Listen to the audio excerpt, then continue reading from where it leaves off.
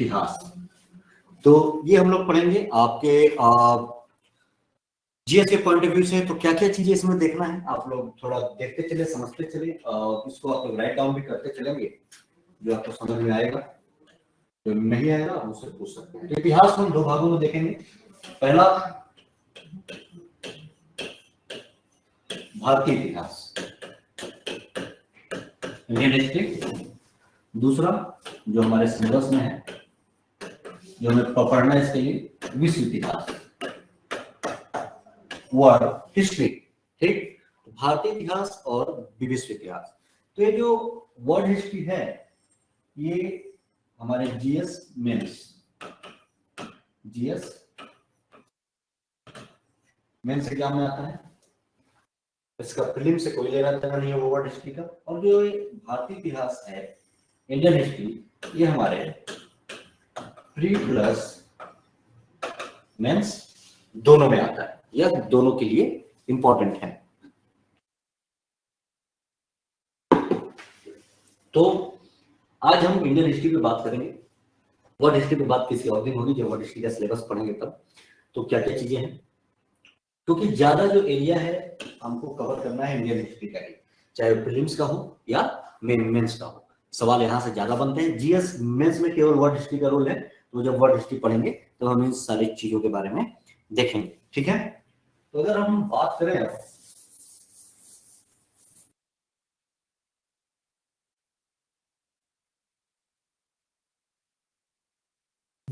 कुछ एक आज की जैसे हम लोग अपना मॉडर्न इंडिया का या जो भी हम लोग इंडियन हिस्ट्री का टॉपिक जो शुरू करेंगे, उसके पहले कुछ बेसिक बातें आपको जानना बहुत ज्यादा जरूरी है।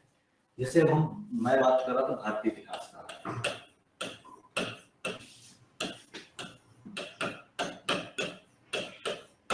भारतीय इतिहास, इंडियन हिस्ट्री।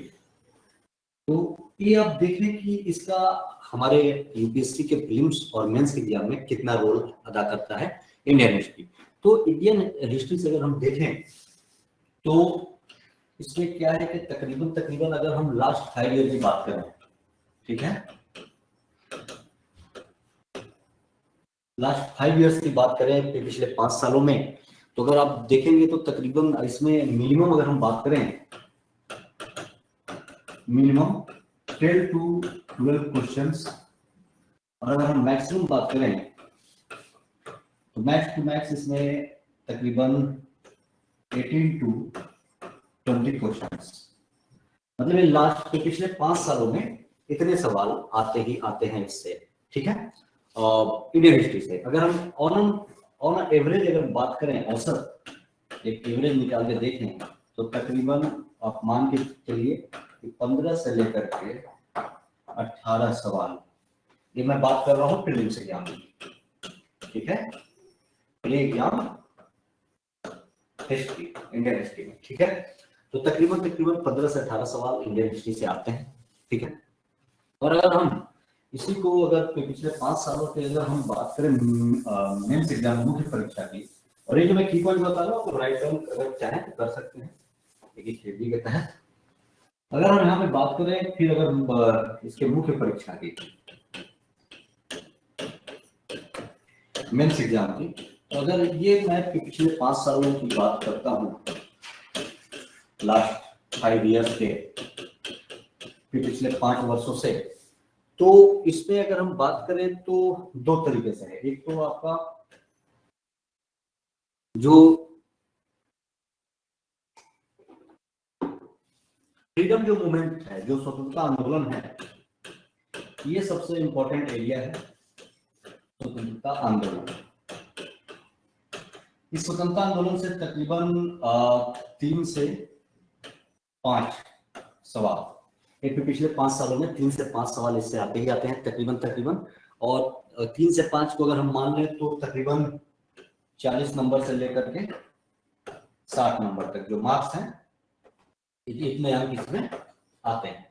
तकरीबन 250 का हमारा जीएस का फर्स्ट पेपर होता है, तो 250 में 40 नंबर से 60 नंबर तक का पिछले 5 वर्षों का अगर उन्होंने एवरेज निकाले हमारे मॉडर्न इंडिया में, तो जो नेशनल मूवमेंट वाला पार्ट है और जो फ्रीडम मूवमेंट मतलब स्वतंत्रता आंदोलन का जो पार्ट है, उसमें से तकरीबन 3 से 5 को क्वेश्चन यानी 40 से 60 क्वेश्चन आते ही आते हैं।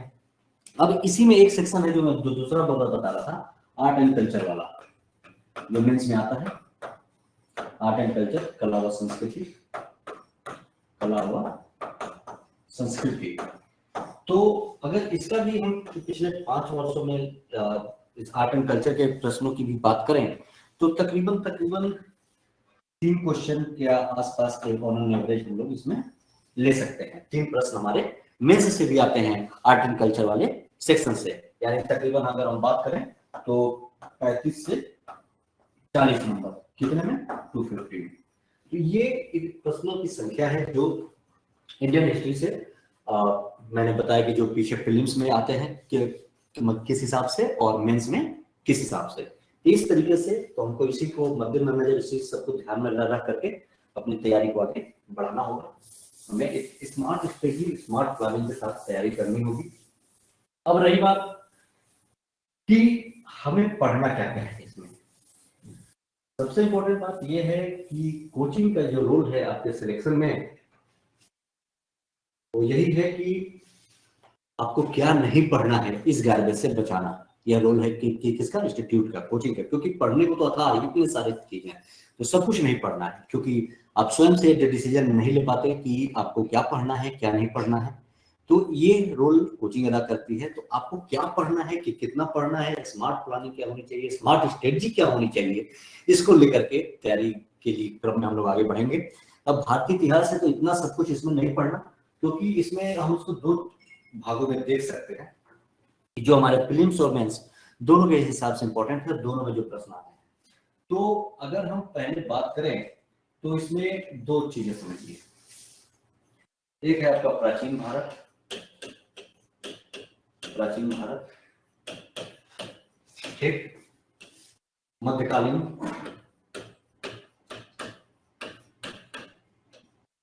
मध्यकालीन भारत, और तीसरा है आपका आधुनिक भारत।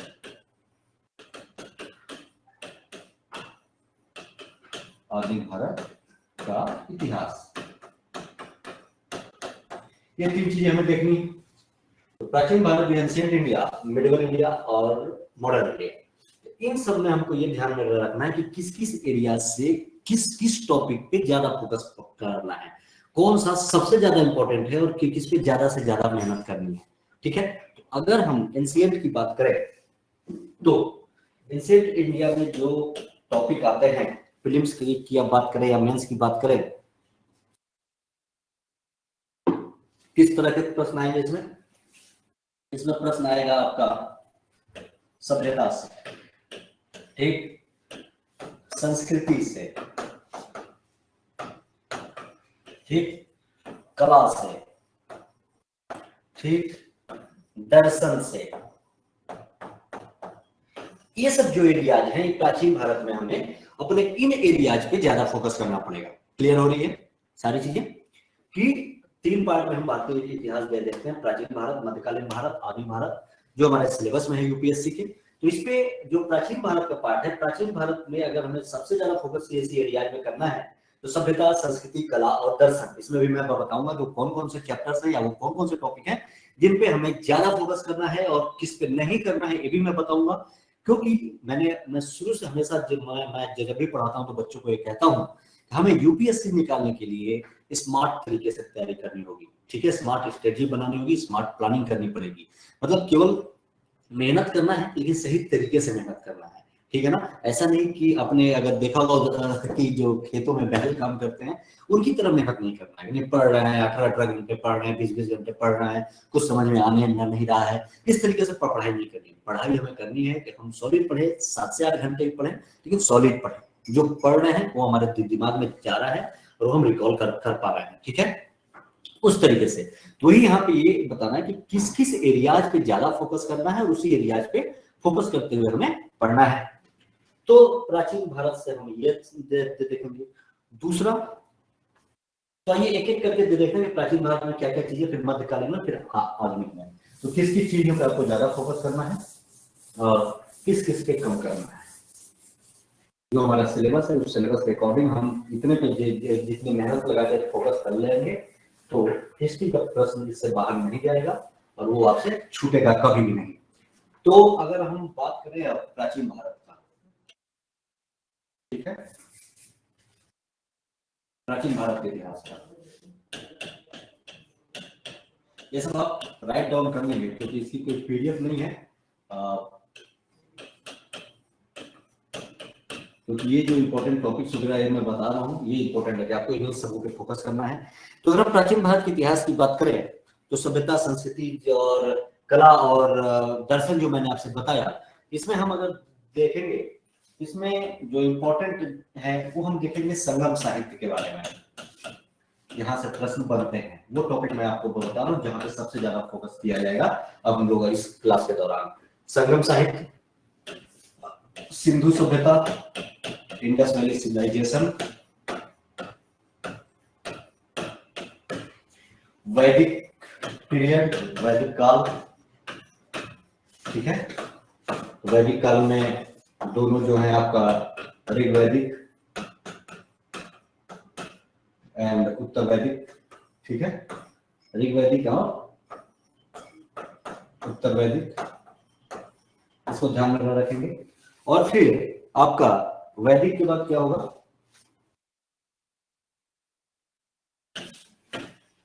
ठीक, वैदिक के बाद हम आएंगे फिर धर्म पे। तो वैदिक के बाद आ जाएंगे हम लोग बौद्ध और जैन धर्म पे, बौद्ध धर्म एंड जैन धर्म, ठीक है। ये इस क्रम में पढ़ेंगे। तो ये बौद्ध धर्म, जैन धर्म के साथ साथ जब ये तो इंपॉर्टेंट है, यहाँ से तो हर साल सवाल आता ही आता है बौद्ध धर्म और जैन धर्म से। तो ये इनके दर्शन के बारे में है, बौद्ध दर्शन चीज।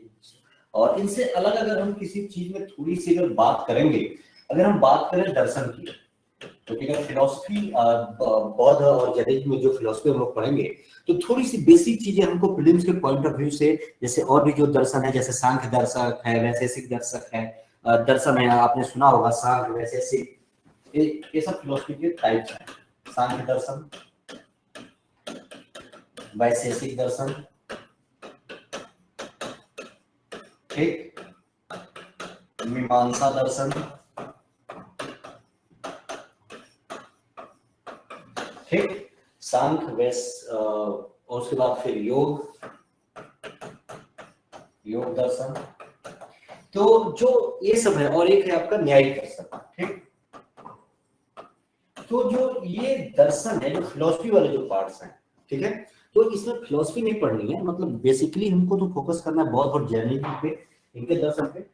बेसिक केवल जानकारी के सांख्य दर्शन की उत्पत्ति कैसे हुई या कौन इसके संस्थापक थे, वैशेषिक, मीमांसा, ये कभी कभार एक प्रश्न आ सकता है, एक या दो, तो उसमें बहुत ज्यादा इसके डीप पे में नहीं जाना, इनकी उत्पत्ति के बारे में जानना है। क्या इसको नहीं भी जानेंगे तो कोई फर्क नहीं पड़ेगा, कभी कभार एक क्वेश्चन की वजह से इससे हद तक कोई फर्क नहीं पड़ता।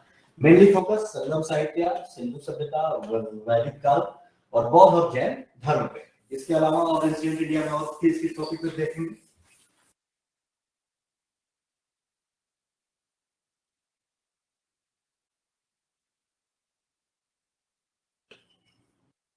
उसके बाद एंशिएंट इंडिया पे हम देखेंगे बौद्ध और जैन के बाद फिर जो इंपॉर्टेंट है वो आपका मौर्य काल, ठीक है, मौर्य और फिर आफ्टर मौर्य यानी मौर्योत्तर।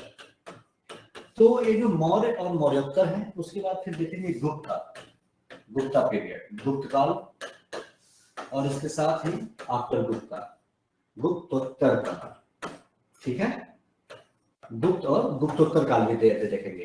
तो जो मौर्याज और गुप्ताज का है, तो इनके राजनीतिक जीवन पे नहीं जाना है, फिलिम्स में इनका राजनीतिक जीवन पे से कोई लेना देना नहीं है, ठीक है। एकाध सवाल कभी कभार आ जाता है तो उस पर ज्यादा फोकस नहीं। अगर फोकस इन दोनों पे करना है, इन दोनों के कला व संस्कृति पे करना है, ठीक, कला व संस्कृति, इनके आर्ट और कल्चर के बारे में पढ़ना है, मौर्य और मौर्योत्तर के बारे में।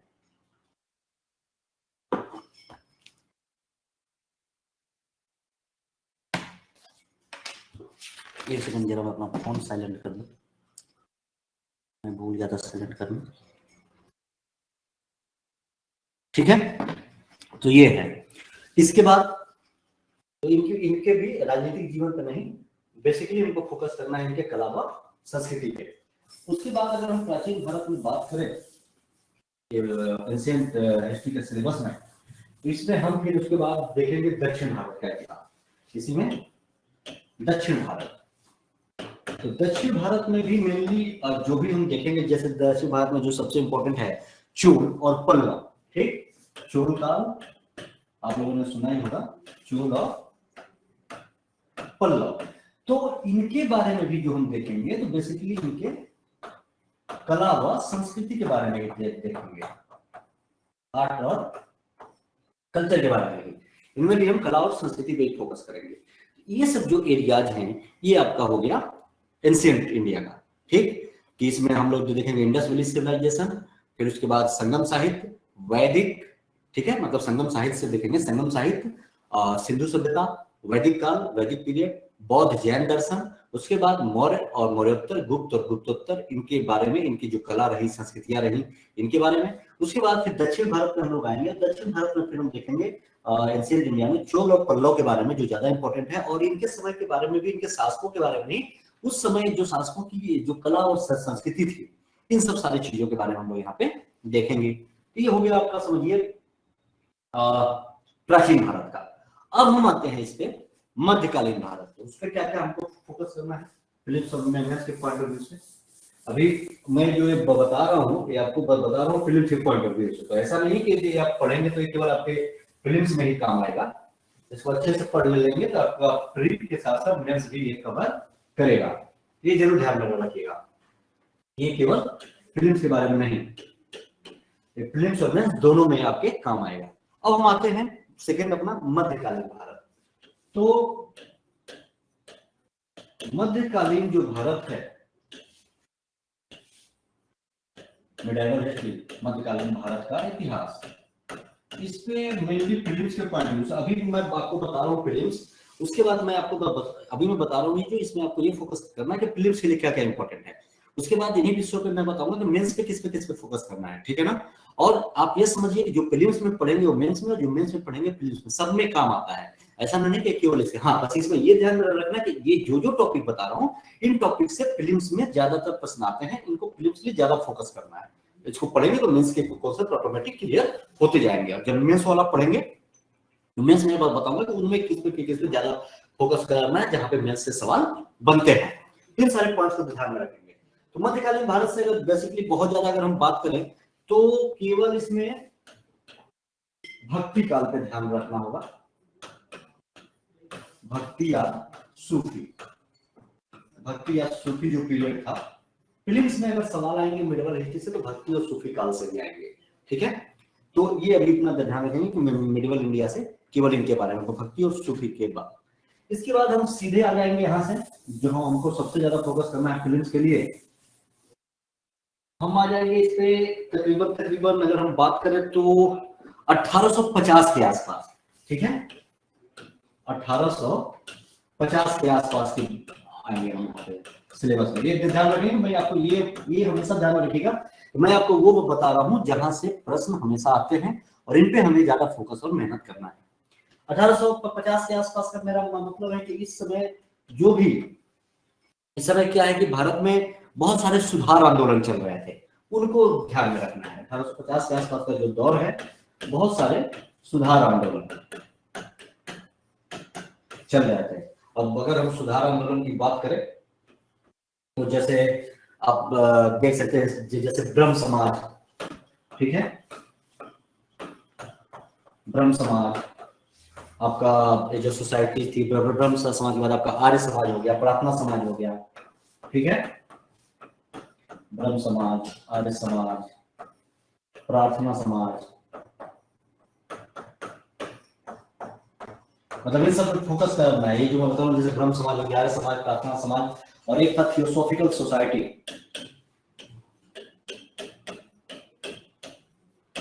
Theosophical society. तो ये जो 1850 के आसपास का समय था, तो इस समय कुछ आंदोलन हो रहे थे, सुधार आंदोलन, जिनमें से आपको ब्रह्म समाज, आर्य समाज, प्रार्थना समाज, थियोसॉफिकल सोसाइटी, इन सब चीजों पे आपको ध्यान में रखना होगा। तो ये आपको प्रीलिम्स और मेंस दोनों में अच्छे से अगर आप इसकी तैयारी कर लेंगे तो ये आपको इस तरीके से होगा। अब हम अगर बात करें प्रीलिम्स के हिसाब से, हमने एंशिएंट और मिडिवल देख लिया। अब हम आ जाए 1850 के बाद अगर हम मॉडर्न इंडिया की बात करें, आधुनिक भारत की,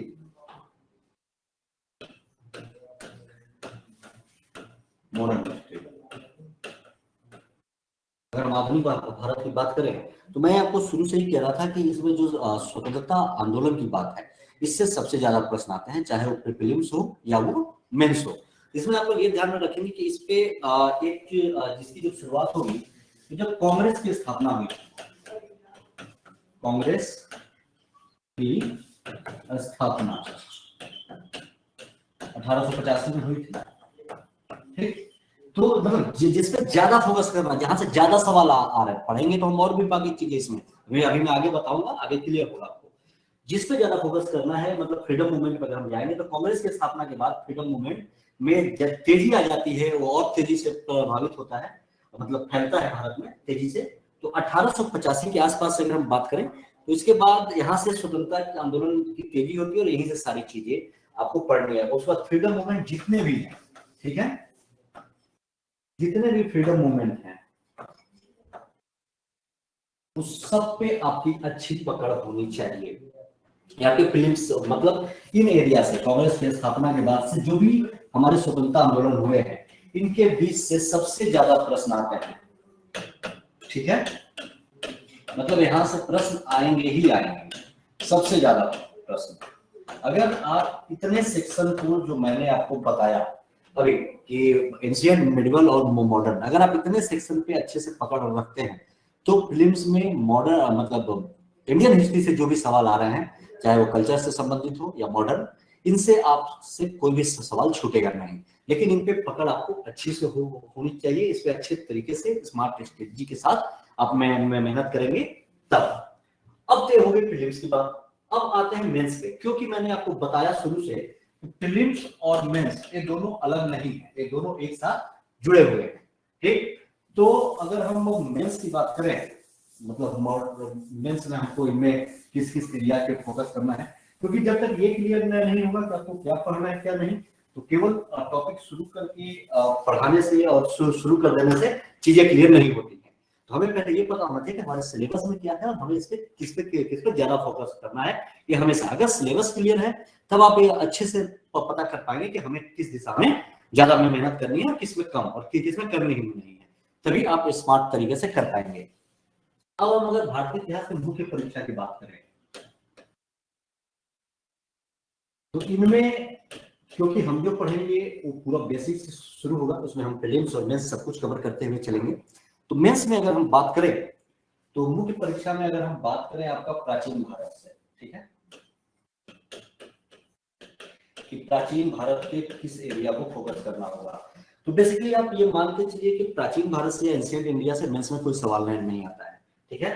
तो मतलब नहीं आता है मतलब ऐसा नहीं कि आएगा ही नहीं या आता ही नहीं, ये नहीं, आते हैं, लेकिन वो जो सेक्शन होता है वो सेक्शन होते हैं इसमें कला व संस्कृति वाले, ठीक है, कला व संस्कृति वाले। आर्ट और कल्चर का जो पार्ट है वो आता है इसमें, तो आर्ट एंड कल्चर में उसको हम देखते हैं, ठीक है। तो मतलब अब एंशिएंट में अब आपको अलाउद्दीन खिलजी, सॉरी अलाउद्दीन कह रहा हूं तो मिडिवल हो गया, मतलब एंशिएंट में आपको अभी जो भी पूछेगा मेंस एग्जाम में, उस समय का जो भी टाइम पीरियड है उसके कल्चर से ही संबंधित प्रश्न आता है, ये जरूर ध्यान में रखेंगे, ठीक है। अब अगर हम कला की बात करें, कला और संस्कृति की बात करें इसमें, तो इसमें किस पे आपको ज्यादा ध्यान देना होगा। अगर हम इसे में बात करें कला व संस्कृति पे, तो कला और संस्कृति पे आपको मेनली देखना होगा इसमें, जैसे कि अगर हम कला की बात करें तो किन किन चीजों को देखना होगा, ठीक। तो कला में हम देखेंगे जैसे नृत्य कला होती है, नृत्य कला, संगीत कला, संगीत कला, स्थापत्य कला, स्थापत्य कला में जो जिसके टाइम पीरियड में जो जो चीजें बनी। तो ये हो गया नृत्य।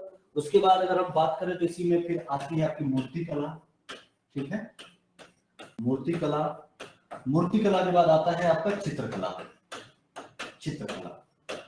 तो ये इनके बारे में पूरे डीप में नहीं पढ़ना है, इसमें आपको जानना है इन सब के बारे में कि केवल बेसिक जानना है कि ये जो कलाएं हैं कि कौन से नृत्य कहाँ की है, कौन सा संगीत स्थापत्य, ये सब जो कलाएं हैं सब कहाँ की हैं, इनके बारे में बेसिक आपको जानना है। और इसको तुलना होनी चाहिए, इसमें तुलनात्मक अध्ययन करना आपको पड़ेगा, बेसिक जानना पड़ेगा। और ये सब कलाएं प्रचलित क्यों हैं इस बारे में आपको यहाँ पे जानना और समझना पड़ेगा। ये मेंस के पॉइंट ऑफ व्यू से ये इतना इंपॉर्टेंट है। अगर हम आए अब मेंस में ही मध्यकाल में, तो प्राचीन काल में, प्राचीन भारत में आपको मेंस परीक्षा में मैंने जो जो बताया इन कलाओं के बारे में ही फोकस करना है। अब अगर हम मुख्य परीक्षा में मध्यकालीन भारत की बात करें, ठीक है, मिडिवल हिस्ट्री की, मिडिवल हिस्ट्री में आपको इसमें देखना पड़ेगा। अब जैसे मैंने आपको प्राचीन भारत में बताया था कि केवल भक्ति और सूफी पे फोकस करना है, वहां पे पॉलिटिकल से कोई लेना देना नहीं। यहाँ पे थोड़ा सा हम देखेंगे अलाउद्दीन खिलजी के बारे में, एक अलाउद्दीन खिलजी के बारे में, ठीक है ना, इनके बारे में देखेंगे, इनके प्रशासन के बारे में देखेंगे, ठीक है। अलाउद्दीन खिलजी के समय पे यहाँ पे इनके प्रशासन के बारे में देखेंगे। और इसके बाद फिर हम आ जाएंगे विजयनगर। विजयनगर इंपॉर्टेंट है मेंस के लिए, यहाँ से हमेशा सवाल आते हैं। तो विजयनगर साम्राज्य के बारे में देखेंगे मध्यकालीन भारत में, ठीक है, ये इंपॉर्टेंट है।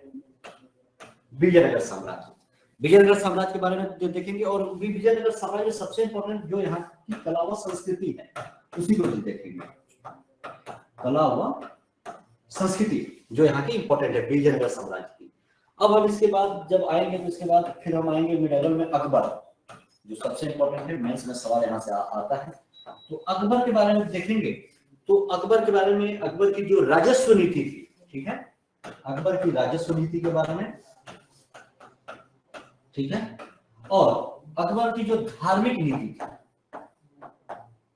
अकबर की धार्मिक नीति। तो इन एरियाज पे ये मेंस के पॉइंट ऑफ व्यू से ज्यादा इंपॉर्टेंट है।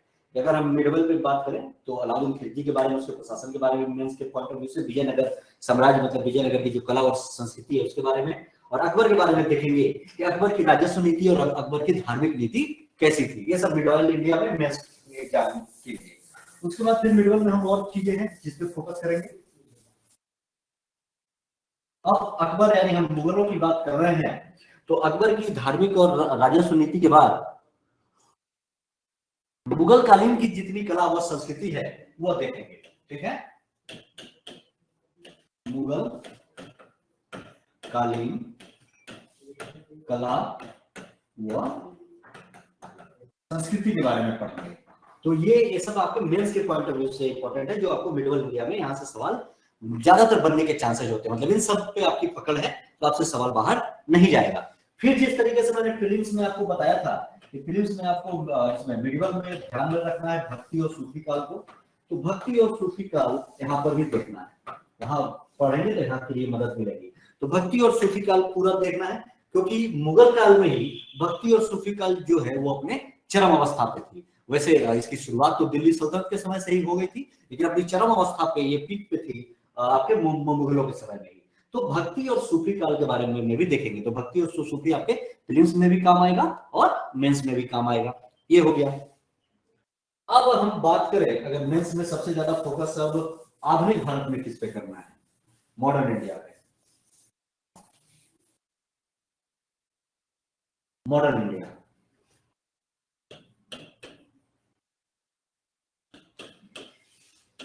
आधुनिक भारत का इतिहास। क्योंकि प्रीलिम्स हो या मेंस हो, सबसे ज्यादा प्रश्न आते हैं मॉडर्न इंडिया से, आधुनिक भारत के इतिहास से ही। तो यहीं पे आपको देखना है कि इसमें हम थोड़ा सा अगर फेज पे बात करें, हम इसको दो फेज में देखते हैं। पहले एक हम देखते हैं 1700 तकरीबन 1765 से लेकर के, एक टाइम पीरियड है आपका 1765 से लेकर के 1858 के बीच का जो टाइम पीरियड था। मतलब जो ईस्ट इंडिया कंपनी थी उसकी स्थापना से लेकर के, उसकी जो मतलब EIC ईस्ट इंडिया कंपनी की स्थापना से लेकर के जो उसने शासन किया वहां से लेते हुए फिर हम आएंगे 1858 एक फेज में देखेंगे। तो 1858 का मतलब है कि 1857 का विद्रोह हुआ, और विद्रोह के बाद क्या हुआ था कि जो ब्रिटिश पार्लियामेंट थी, जो ब्रिटिश संसद थी,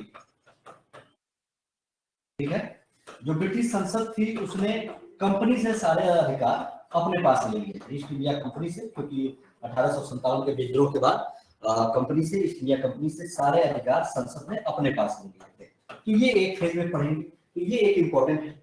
इसके बाद फिर इसमें जो सबसे इंपॉर्टेंट है, जो शुरुआत होगी यहां से, मतलब ये तो देखना ही देखना, ये जो फेज है ये सबसे इंपॉर्टेंट है, सबसे इंपॉर्टेंट। उसके बाद फिर हम देखेंगे 1857 का विद्रोह, 1857 1857 की क्रांति या विद्रोह, ठीक। तो इसके बारे में हम लोग देखेंगे, सबसे इंपॉर्टेंट टॉपिक है, ये सब मेंस के पॉइंट ऑफ व्यू से और प्री में भी आते हैं मेंस में। उसके बाद आपको अगर मेंस में मॉडर्न इंडिया में किसी इंपॉर्टेंट चैप्टर पे फोकस करना है, तो जो ब्रिटिश की, अंग्रेजों की जो सामाजिक और धार्मिक नीति थी, आर्थिक सामाजिक धार्मिक नीति, उसको, ठीक है,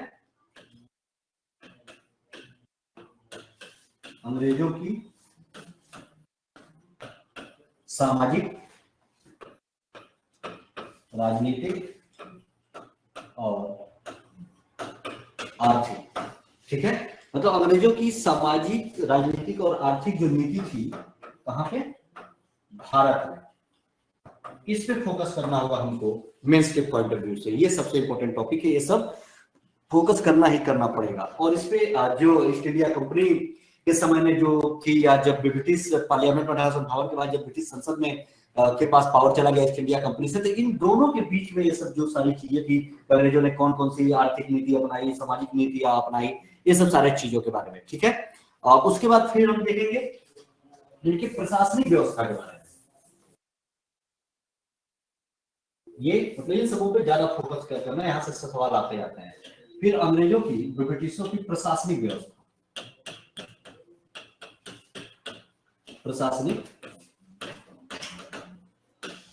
प्रशासनिक व्यवस्था के बारे में देखेंगे, ठीक है। और प्रशासनिक व्यवस्था के बारे में देखेंगे कि इन्होंने भारत के आधुनिकीकरण के लिए, भारत के आधुनिकीकरण के लिए क्या क्या कदम उठाए, भारत को आधुनिक बनाने के लिए करण, ठीक है, भारत के आधुनिकीकरण के लिए क्या क्या कदम उठाए, कि जैसे उदाहरण के लिए आप समझ लें रेल, डाक, ये सब सारी चीजें आई, तो ये क्या लाए, कैसे लाए और किस तरीके से इनका उपयोग किया, और इनका मेन पर्पस क्या था ये सब करने का। लोग कहते हैं, कभी प्रश्न आता है कि भारत के आधुनिकीकरण में अंग्रेजों की बहुत भूमिका थी, तो वो देखते हुए कि आधुनिकीकरण था कि वो शोषण था, क्यों किया, इसका उपयोग उन्होंने अपने फायदे में कैसे इस्तेमाल किया, तो ये सब आंसर राइटिंग में यहाँ से मदद मिलती है। तो ये सब सारे टॉपिक मेंस के पॉइंट ऑफ व्यू से बहुत ही इंपॉर्टेंट है, ठीक। तो ये तो पहला फेज हो गया। अब जो दूसरा फेज हम लोग यहाँ पे देखेंगे, तो अब ये दूसरा फेज जो सबसे इंपॉर्टेंट है, यानी 1885 से, यानी 1885 कांग्रेस की स्थापना हुई थी, यहां से लेकर के 1947 तक का दौर, 1947 देश के आजाद होने तक का, यानी जो 60 वर्ष का ये जो दौर है, ये इस पे पकड़ बहुत अच्छी होनी चाहिए। यही टाइम पीरियड है स्वतंत्रता आंदोलन का, ठीक है। यहाँ से प्रश्न बनते ही बनते हैं, चाहे वो प्रीलिम्स हो या मेंस हो, और सबसे ज्यादा प्रश्न यहीं से बनते हैं। जो टाइम पीरियड आपका 1885 से लेके 1947 तक का टाइम पीरियड है, यानी नेशनल मूवमेंट, फ्रीडम मूवमेंट, स्वतंत्रता आंदोलन के आपका जो टाइम पीरियड है, इसके समय का, अगर इस टॉपिक पे आपने अच्छे से कमांड कर ली 1885 से 1947 के दौर का, तो आपके मॉडर्न इंडिया के ज्यादा से ज्यादा प्रश्न यहाँ से आते हैं, सबसे ज्यादा यहीं से आते हैं। उस पर आपकी पकड़ अगर अच्छी है तो फिर आपका प्रीलिम्स हो या मेंस हो, इस पे आप अच्छा कर पाएंगे, अच्छा लिख पाएंगे, अच्छे से प्रीलिम्स भी दे पाएंगे। अब अगर हम इस पे बात करें, इस पे कुछ एक चीजें और जो नेशनल मूवमेंट में है, कि जितने भी स्वतंत्रता आंदोलन हुए, चाहे वो किसान विद्रोह हुए, जनजाति विद्रोह हुए, या आपके चंपारण, अहमदाबाद, खेड़ा, जो गांधी जी का 3 सफल सत्याग्रह था इंडिया में, पहला असहयोग, सविनय, भारत छोड़ो, या जितने भी मूवमेंट हुए, बंग भंग, स्वदेशी आंदोलन, ये सारा फेज इसमें इंपॉर्टेंट है। तो सारे कुछ स्वतंत्रता आंदोलन, इस पे पकड़ करना बहुत ज्यादा इंपॉर्टेंट, बहुत ज्यादा मजबूत। दूसरा, अब बात करें तो यहाँ पे कुछ एक्ट आते हैं, अंग्रेज के कुछ एक्ट लाते हैं, तो एक्ट भी बहुत सारा पढ़ेंगे। तो उस एक्ट में भी, और भी एक्टों में क्या क्या इंपॉर्टेंट है, वो तो सारे एक्ट को नहीं पढ़ने हैं, उन एक्टों में जो जो इंपॉर्टेंट लाइन है वो तो आपको बता दिया जाएगा, लेकिन इसमें सबसे इंपॉर्टेंट जो है दो है, एक 1919 का एक्ट और एक 1935 का एक्ट। ये जो दो एक्ट है, इन दोनों में भी 1935 वाला जो एक्ट है ये सबसे इंपॉर्टेंट है, मोस्ट इंपॉर्टेंट। ठीक, ये तो इंपॉर्टेंट है ही है, लेकिन 1935 जो है वो मोस्ट इंपॉर्टेंट है। ये इस पे अगर पकड़ अच्छी रहेगी तो यहाँ से आपका इन एक्ट से, जैसे आप जब इंडियन पॉलिटी पढ़ेंगे, ठीक है, भारतीय राज्य व्यवस्था पढ़ेंगे, उसमें भी इससे बहुत ज्यादा मदद मिलती है। तो ये सबसे इंपॉर्टेंट फैक्ट है 1935 का। ये सब जितने भी भारत अधिनियम नियम उस समय आए थे, सॉरी, भारतीय शासन अधिनियम, इनमें 1919 1935 सबसे ज्यादा महत्वपूर्ण रखता है। इन दोनों पे आपको कमांड करनी है, सबसे ज्यादा 1935 पे कमांड करनी है।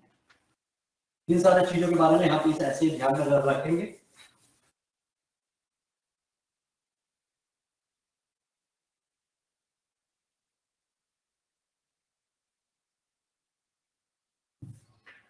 अब हम बात करें कि इन सब के बाद आपको यहाँ पे 3 पर्सनालिटियों का, 3 से 4 पर्सनालिटियों का ध्यान रखना पड़ेगा मॉडर्न इंडिया में। जैसे महात्मा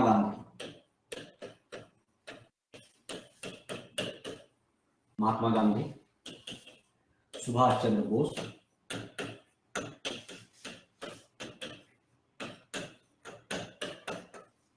सरदार पटेल,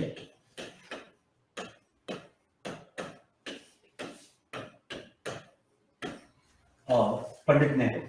ठीक है, इन पर्सनालिटियों पर भी आपको ध्यान रखना पड़ेगा, इनसे भी प्रश्न आते हैं। महात्मा गांधी, सुभाष चंद्र बोस, सरदार पटेल, पंडित नेहरू, यानी स्वतंत्रता संग्राम में इनका क्या योगदान रहा, क्या क्या चीजें इन लोगों ने की, इस पे आपको फोकस करके यहाँ पे चलना पड़ेगा। इसके बाद फिर अगर हम बात करें इस पे, आदमी भारत पे, इन सब के बाद और किस पे अगर आपको ध्यान देना है किस टॉपिक पे, तो फिर एक है टॉपिक, जब भारत आजाद हो जाता है 1947, तो उसके बाद राज्यों का एकीकरण। ठीक है, राज्यों का, भारत के जो राज्य है उनका एकीकरण किया जाता है, राज्यों का एकीकरण, और एक किसके नेतृत्व में किया जाता है, एक सरदार पटेल के नेतृत्व में किया जाता है। आप लोगों को पता भी होगा। तो ये इंपॉर्टेंट है, राज्यों के एकीकरण से सवाल आते हैं 1947 के बाद। तो ये, और ये यहीं पे जो राज्यों का एकीकरण या राज्यों का पुनर्गठन है, ये तो एकीकरण हुआ, कुछ राज्यों का पुनर्गठन भी हुआ। ठीक है, राज्यों का पुनर्गठन, ये दोनों चीजें इंपॉर्टेंट है। ये 1947 के बाद ये दोनों चीजों पर भी आपको फोकस करना पड़ेगा। ये जितने भी मैंने अभी आपको टॉपिक बताया, चाहे वो एंशिएंट हो, मिडिवल हो, मॉडर्न हो, मैंने आपको फिल्म्स के हिसाब से भी बताया कि आपको किन टॉपिकों पे ज्यादा फोकस करना है, वुमेन्स के हिसाब से भी कि किस टॉपिक पे ज्यादा फोकस करना है। मतलब आज हमने जितने भी टॉपिक की बात करी है, उस पे अगर आप अच्छे से फोकस कर लेते हैं, तो चाहे फिल्म्स हो या मेंस हो, ठीक है, चाहे आपका प्री एग्जाम हो या मेंस हो, हिस्ट्री के सवाल आपसे नहीं बचेंगे आप। लेकिन इन जिन जिन विषयों पर मैंने बताया उन पे ज्यादा फोकस करना है, बाकी की गार्बेज से बचना है। अब ऐसा नहीं कि अब एंशिएंट इंडिया की क्लास चल रही है तो आपको पाषाण काल से लेकर सब कुछ पढ़ना है। क्यों पढ़ना है, क्यों समय पर बात करना है? स्मार्ट प्लानिंग करके, स्मार्ट स्ट्रेटजी के साथ पढ़ना है, उन्हीं टॉपिक पे ज्यादा फोकस करना है, उन्हीं को बार बार पढ़ना है, रिकॉल करना है, ज्यादा से ज्यादा वहां से सवाल बन सके आपसे। जहां से ज्यादा सवाल आता है, जिस एरिया से आता ही नहीं उनको छोड़ने का कोई फायदा ही नहीं है, तो वहां पे समय बर्बाद करना ही नहीं है। क्योंकि ये आपको कोई स्कूल कॉलेज का कंपटीशन नहीं रहा, अब एक यूपीएससी है। इस पे क्या है कि लाखों प्रतिभागी इसमें भाग ले लेते हैं, बहुत सारे स्टूडेंट आते हैं। यहाँ पे कंपटीशन आपका किसी दूसरे से नहीं, स्वयं अपने आप से है। आपको ये अपने लिए बेहतर प्लान बनाना है कि आप किस बेहतर स्ट्रेटजी के साथ तैयारी करें और कैसे पढ़ें, ठीक है। क्योंकि आपकी जो कमियां हैं आपको वो यहाँ पे महसूस करनी है, उसे दूर करनी है। आप दूसरे को देख के नहीं कह सकते उसे 4 चैप्टर आता है, मुझे 5 आता है तो मैं इससे आगे हूँ, या मुझे 2 ही आता है उसे 5 आता है वो आगे, तो उसको देख के आपको फोकस नहीं करना है। आपको यहाँ पे अपने आप को देख के फोकस करना है कि आपकी जो कमियां हैं उसको आप कैसे दूर करेंगे और कैसे आगे बढ़ेंगे, ये सब सारी बातें। अब यहाँ पे हम बात कर ले थोड़े से कुछ बुक्स की कि आपको हिस्ट्री के लिए कौन से बुक फॉलो करने हैं, ठीक है। कुछ बुक्स जो आपको हिस्ट्री के लिए भी आप राइट डाउन कर लेंगे। एक्चुअली क्या है कि जो क्लास में पढ़ाया जाएगा वो तो है ही है, क्लास नोट जो बनेंगे है ही है, उसके अलावा कुछ बेसिक बुक्स आपको पढ़नी बहुत ही ज्यादा जरूरी है। तो जैसे बुक्स पे सबसे पहले बात करें तो सबसे पहले बात करेंगे हम लोग एनसीईआरटी पे। एनसीईआरटी की किताबें पढ़नी है हिस्ट्री के लिए। अब बार बार दिमाग में बहुत हमेशा ये सवाल आता है कि कौन सी पढ़नी है, न्यू पढ़नी है या ओल्ड पढ़नी है। तो हमेशा ध्यान रखें एनसीईआरटी आपको दोनों पढ़नी है, न्यू भी और ओल्ड भी। क्योंकि हम लोग का जो तैयारी का दौर था, हम लोग जब तैयारी करते थे तो उस समय जो एनसीईआरटी चलती थी वो उस समय की थी, तो उसी को सभी लोग ओल्ड ओल्ड कहते हैं। क्योंकि जो दूसरी आई वो मेरी शायद 2002 के आसपास छपी थी, तो भाई वो तो हम लोग के लिए नहीं हुई, नई एनसीईआरटी। और मुझे लगता है कि जो आप लोग तैयारी कर रहे हैं, आप लोग तकरीबन आप लोग का जो डेट ऑफ बर्थ वगैरह होगा इसी के आसपास होगा, इसी के साथ आप लोग पैदा होंगे, तो आप लोगों के लिए कौन सी नई कौन सी पुरानी है, ठीक है। आपके तो दोनों पुरानी हुई। आज के दौर में अगर आप तैयारी कर रहे हैं तो आपके लिए तो 2002 वाली भी पुरानी हुई। तो नई पुरानी का ज्यादातर कॉन्सेप्ट हम लोग के समय में होता था कि नई या पुरानी, आप दोनों पढ़ें। अगर आपके पास समय है तो दोनों पढ़ना चाहिए। उससे फायदा क्या होगा कि ये जो न्यू एनसीईआरटी है ये आपके मेंस एग्जाम के पॉइंट ऑफ व्यू से इंपॉर्टेंट है, मेंस एग्जाम के पॉइंट ऑफ व्यू से। और जो ओल्ड एनसीईआरटी है ये आपके प्री में काम आएगा, प्री के पॉइंट ऑफ व्यू से, क्योंकि इसमें फैक्ट्स है, ठीक है। ये कुछ फैक्ट के साथ है और इसमें फैक्ट कम है, कॉन्सेप्ट के साथ है। तो अगर समय है तो न्यू और ओल्ड दोनों पढ़ लीजिए, अगर नहीं है तो ओल्ड पढ़िए फैक्ट के साथ साथ, और कोई एक बुक यहाँ पे, कोई भी एक बुक आप यहाँ पे फॉलो कर सकते हैं। अब जैसे बुक्स में आप इसके लिए देख सकते हैं, मॉडर्न इंडिया के लिए, मॉडर्न इंडिया आधुनिक भारत के लिए आप यहाँ पे एक किताब आती है बिपिन चंद्रा की,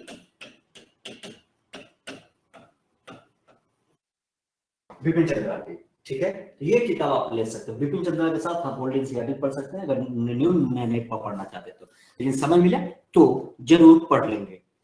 इसके अलावा एक किताब आती है स्पेक्ट्रम की,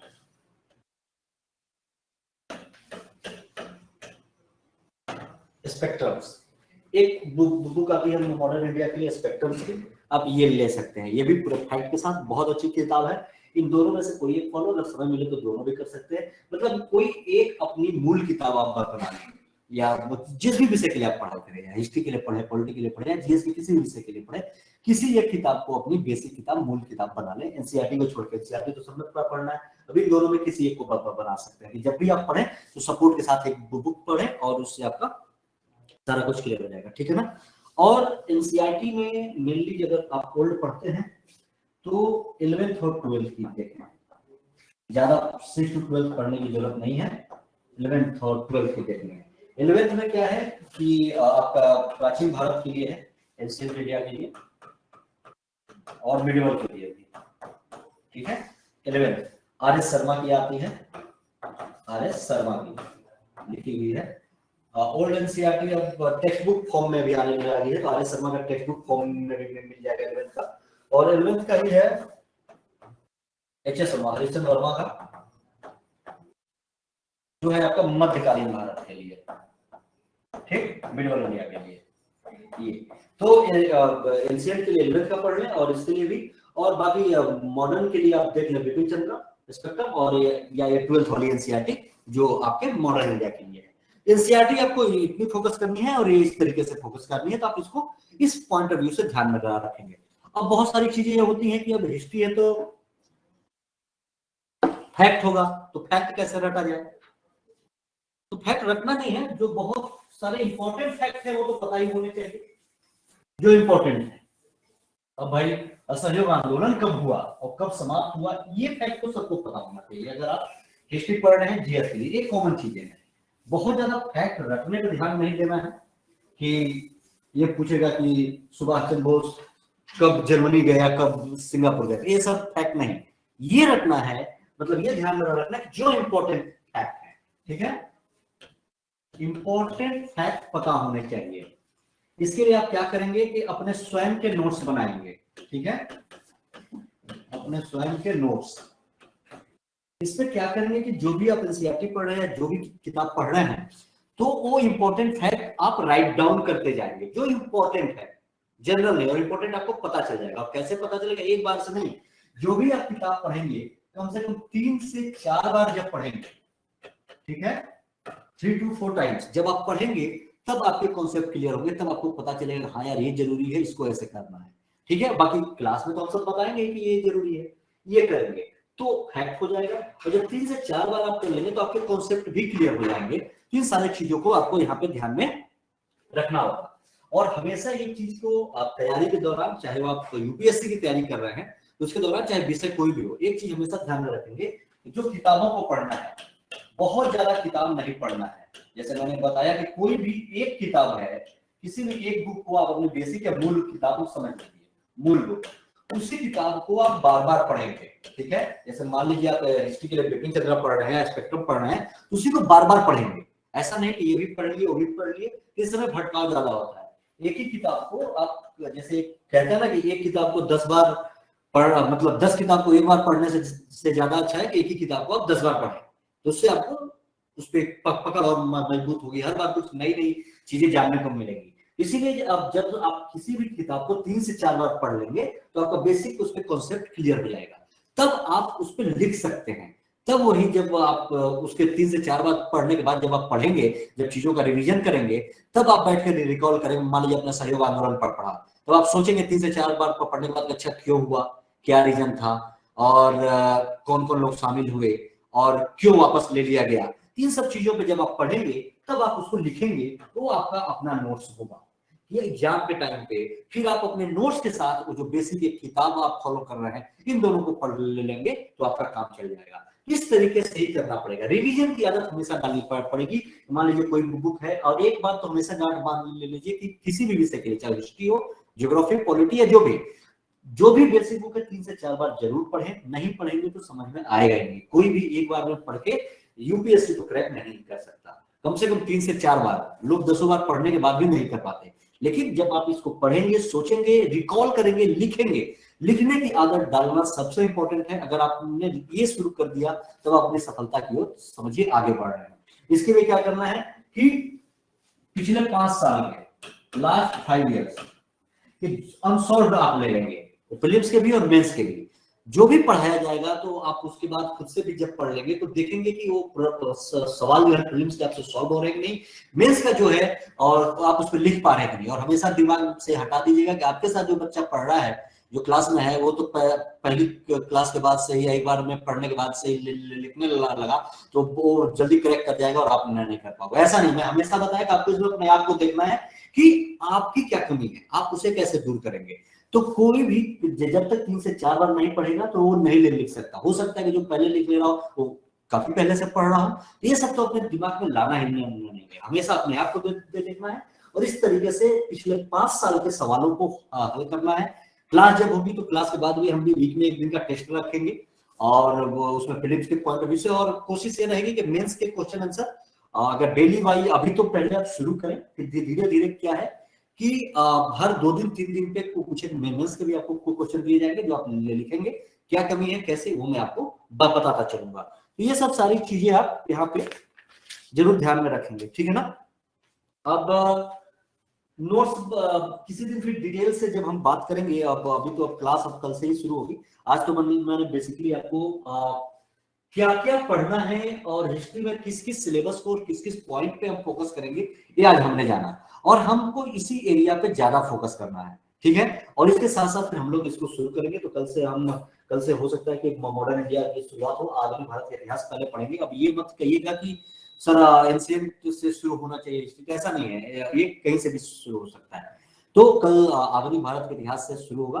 तो बेसिकली जो शुरुआत है, मैंने बताया कि कंपनी, तो जो यूरोपीय कंपनियां थी उनका आगमन भारत में कैसे हुआ, कौन सी कंपनियां आई, जैसे पुर्तगाली, डच, अंग्रेज, फ्रांसीस आए, डेनिश और स्वीडिश भी आए थे। तो डेनिश स्वीडिश से उतना लेना देना नहीं होता, इस सब का क्रम आए, लोगों ने आके क्या किया, कब आए, कब चले गए, क्या कमियां रही, अंग्रेज आए तो अंग्रेज क्यों रुक गए, बाकी क्यों नहीं रुक पाए, इन सबको आधार बनाते हुए एक बेसिक से कल शुरुआत करेंगे। तो कल मॉडर्न इंडिया का पहला टॉपिक शुरू होगा, उसके बाद फिर धीरे धीरे। लेकिन आज जो मैंने ये सिलेबस बताया इसको आप राइट डाउन तो कर ही लिए होंगे, अपने दिमाग में बैठा लेंगे, क्योंकि ये जब क्लियर रहेगा तभी तैयारी सही दिशा में हो पाएगी, ठीक है ना। तो बाकी फिर क्वेश्चन आंसर सेशन भी, ये सब सारी चीजें इसमें बीच बीच में आपकी होती रहेंगी। और आंसर राइटिंग में मैंने बताया कि फिर मैं जब दूंगा तो आपसे लोगों की कमियां क्या है, कैसे हैं, वो सब यहाँ पे साथ साथ में ये सब भी दूर होती रहेंगी। तो बिल्कुल फिर कल मुलाकात करते हैं हम लोग वही 2:35 पे ही। और कल के बाद फिर मतलब कल से हमारा टॉपिक रेगुलर शुरू हो जाएगा, कल से मॉडर्न इंडिया चलेगा। और वही 2:35 से आज भर के लिए मैंने आपको शुरू में बताया था कि आईडी दूसरी थी, कल से मेरी ही आईडी से होगी।